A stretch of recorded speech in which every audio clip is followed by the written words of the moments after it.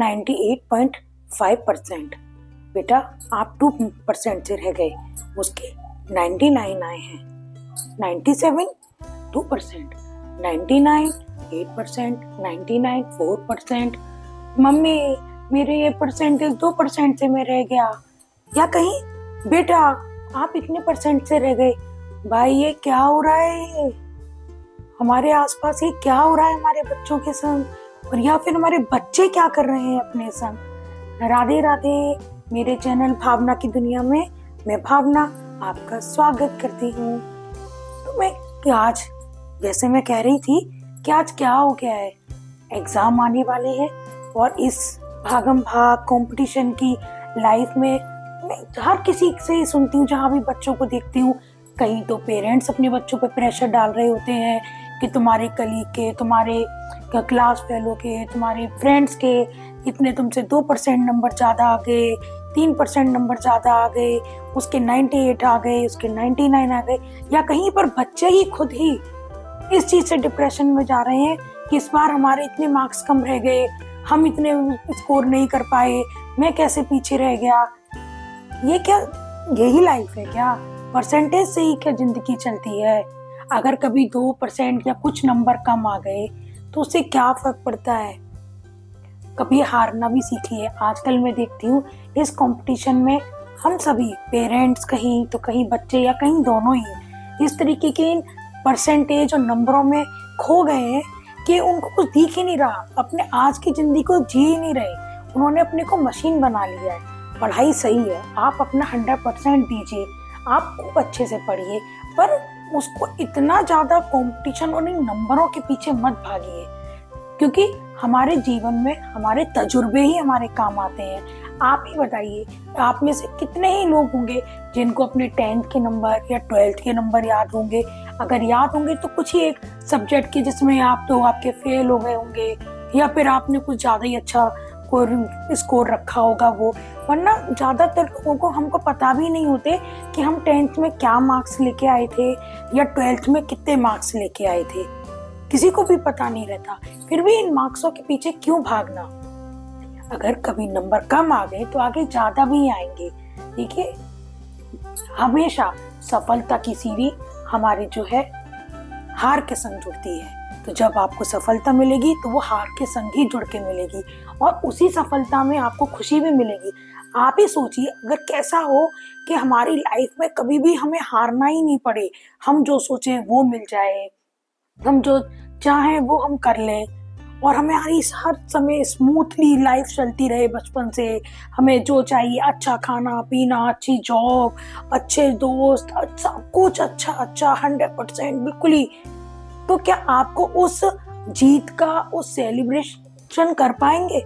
उस चीज को सेलिब्रेट कर पाएंगे? आप नहीं कर पाएंगे, क्योंकि मजा भी तभी आता है जब आप किसी चीज को हारने के बाद आप उस सफलता की ऊंचाई पे पहुंचते हैं। तभी आपको मजा आता है, क्योंकि आपने उस असफलता को भी जिया होता है। तभी आप उस सफलता को अच्छे से महसूस कर सकते हैं और जीते हैं। यही प्रकृति का नियम है, जीत के बाद हार है, हार के बाद जीत है। तो ये सर्कल है, ये चलता ही रहेगा। कभी नंबर कम, कभी नंबर ज्यादा। तो प्लीज अपने बच्चों पे प्रेशर मत डालिए इस नंबरों का। ठीक है, कभी थोड़े बहुत नंबर कम आ भी गए तो कोई बात नहीं, इससे लाइफ नहीं रुकेगी। अगर ऐसा ही होता तो बात ही क्या थी। ठीक है, मैं मानती हूँ कई जगह परसेंटेज की वजह से कॉलेजों में या कहीं हमारा एडमिशन नहीं हो पाता, किसी जगह हम जॉब के लिए छूट जाते हैं, पर फिर भी मैं इसके पीछे का लॉजिक जरूर बताऊंगी, जरूर ध्यान से सोचिएगा। क्योंकि हमेशा हर व्यक्ति, हर बच्चा, जो भी इस पूरे ब्रह्मांड, इस वर्ल्ड में जो भी है, संसार में चाहे कहीं भी है दुनिया में, वो कभी भी भूखा नहीं रहेगा, वो कभी भी खाली नहीं रहेगा। ईश्वर ने जिसे इस धरती पे जन्म दिया है, ईश्वर ने उसके लिए कुछ ना कुछ सोच के रखा है। हर व्यक्ति, चाहे आपका बच्चा कितना भी पढ़ाई में कमजोर हो, कुछ भी हो, पर व्यक्ति को हर भगवान ने उसके लिए कुछ ना कुछ सोच रखा है। कभी कभी होता है कि हम कुछ बनना चाहते हैं और हम उसमें नहीं कर पाते, तो परेशान मत हो, निराश मत हो। भगवान ने आपके लिए कुछ और सोच रखा है और आप उसको सोचो कि हमारे लिए क्या है, हम और क्या कर सकते हैं, और कोई इतनी चीज करो। कभी हार मत मानो, और इन नंबरों के चक्कर में तो आप बिल्कुल भी मत पड़ो। ना आप अपने बच्चों से कहो, और ना ही बच्चे कभी भी नंबरों के उसमें मत पड़िए, क्योंकि भगवान ने आपको स्पेशल बनाया है और आपके लिए हर चीज स्पेशल ही होगी। और अगर हार है आज तो कल जीत होगी, और उस जीत का मजा दोगुना होगा, क्योंकि आप उसको असफलता के बाद उसे चख रहे हैं ना, तो उसका दोगुना मजा होगा। तो प्लीज कभी भी, आजकल के बच्चे डिप्रेशन में जा रहे हैं, परेशान हो रहे हैं, ऐसा बिल्कुल भी नहीं करना है।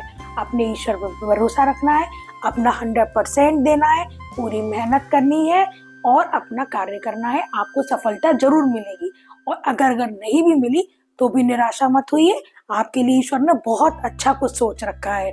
तो जैसे कि अब एग्जाम आने वाले हैं, तो मेरी सबसे प्रार्थना है और मेरी सबके लिए बेस्ट विशेस है कि आप खूब अच्छे से एग्जाम दें, अच्छे से पास हो, और नंबरों के पीछे नहीं भागना है।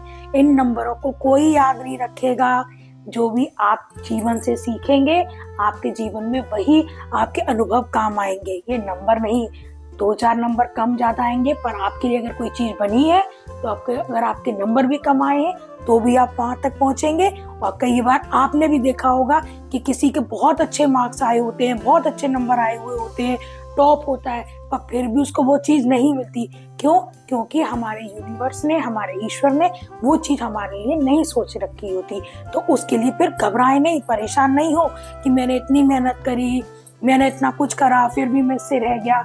नहीं, आपके लिए, हर एक के लिए, इंसान ने, हर एक व्यक्ति के लिए भगवान ने कुछ ना कुछ सोच जरूर रखा है, और जो उन्होंने सोचा है हमारी सोच से बहुत ज्यादा आगे सोच रखा होता है।